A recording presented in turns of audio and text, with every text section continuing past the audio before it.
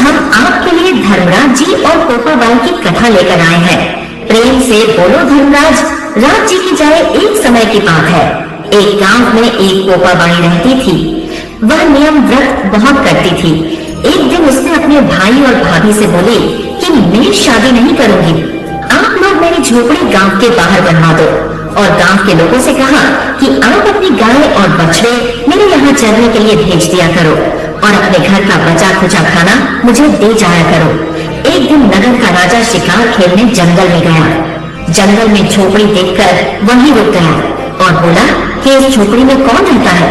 जब अंदर से कोई आवाज नहीं सुनाई दी तो वह घर का दरवाजा खटखटाने लगा। तब पोपाबाई उठी और बोली कि कौन है जो मेरे द्वार पर आवाज दे रहा है।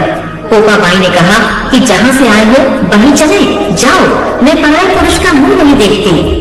राजा जबरदस्ती पोपाबाई को घर के अंदर से उठाकर ले जाने लगा तो पोपाबाई ने रास्ते में राजा को श्राप दिया कि उसका सारा राजपाट नष्ट हो जाएगा।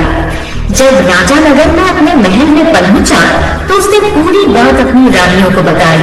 फिर उसकी रानियों ने कहा कि वो इसको वापस उसकी झोपड़ी में छोड़ आने के लिए बोला।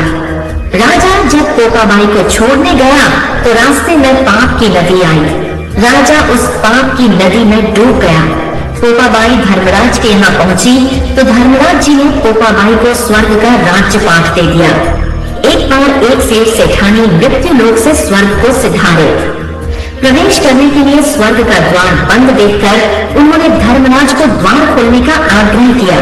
तब धर्मराज जी ने कहा, इस द्वार पर तो पोपाबाई का राज है।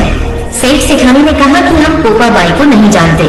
तब धर्मराज जी ने कहा कि 7 दिन मृत्यु लोक, मैं जाकर 8 खोपड़ा का मतलब नारियल, मैं राई भरकर 5 कपड़े ऊपर रख कहानी सुनकर फिर उद्यापन करना, फिर कहना कि राज है। पोपाबाई का हिसाब लेगी रानी का। बोलिए पोपाबाई की जय। धर्मराज राज जी महाराज की जय।